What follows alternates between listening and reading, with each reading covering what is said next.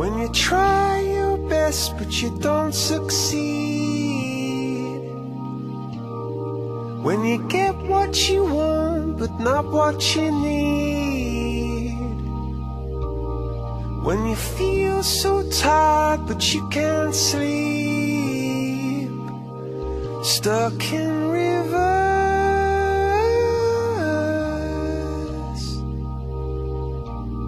Charity for Kids I set up 3 years ago. I wanted to lose weight. I joined gyms previously, continued paying the membership but stopped going. This time, to keep me motivated, I thought I'd enter the local Hastings Half Marathon and I'll raise money for a charity. Because my wife and I are very fortunate that we got 3 children that are healthy, I wanted to do something for less fortunate children. I wanted to keep the money in the town and I didn't want to pay wages. So after looking around, there wasn't a charity that jumped out, and decided to, with a few friends, have a go at setting up Charity for Kids. Children that we help are sick, disabled, terminally ill children. It's around Hastings and the Bexhill Battle and the surrounding area. Isabel Everest, she's an inspirational little girl. We took her to see the paediatrician. We said she's not rolling over, and actually when we thought about it, she actually didn't do anything except smile constantly. She didn't move things from one hand to another, she couldn't sit up, she couldn't roll over, she literally, her head went like that, and she smiled. She didn't cry to be fed, she didn't cry to be changed. She was your perfectly happy baby that did absolutely nothing. They put us through genetic testing.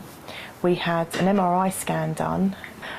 We had various other tests done locally and in London, and all the time the answer was on the MRI scan, which was sitting on a neurologist's desk up in London.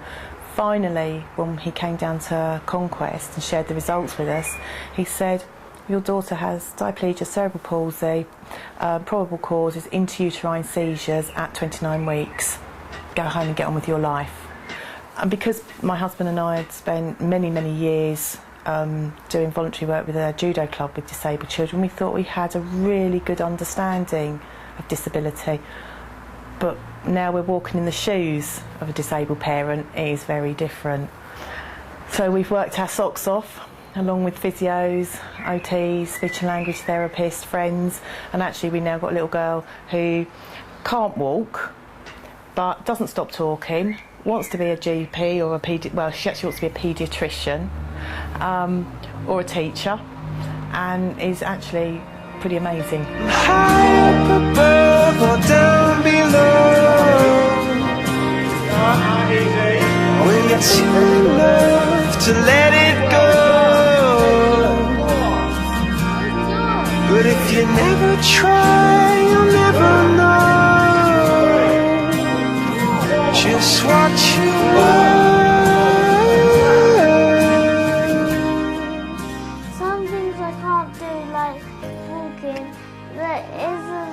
Kind of my fault, it's my mum's, and that when it kind of means so I can't really run as much and kind of can't really play with my friends as much because I can't keep up with them, and everyone else is running off and I'm just stuck sitting in one place so I can't go as far.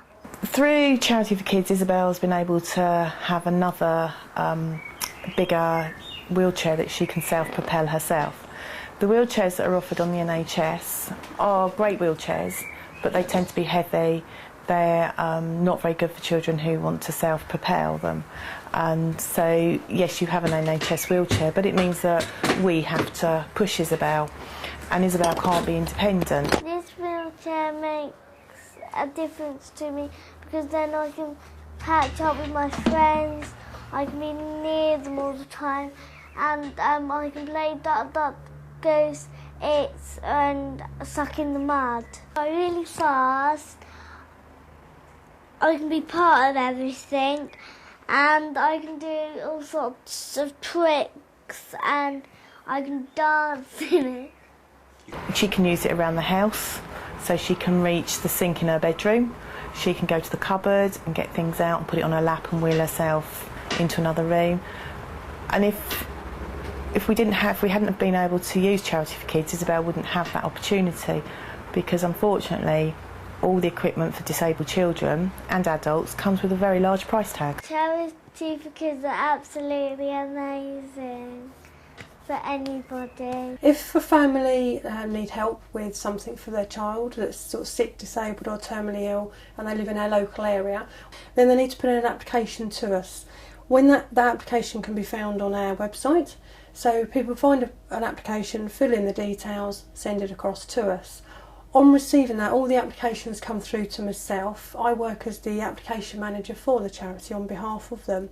And what that means is I then arrange to go and meet with the parents and the child that they're talking about that needs some help. We then have monthly committee meetings. We've got a committee of 12 and we all meet up, and I then go through all of the applications that we've had in and the families that I've been out to meet and talk about everyone on its own merits.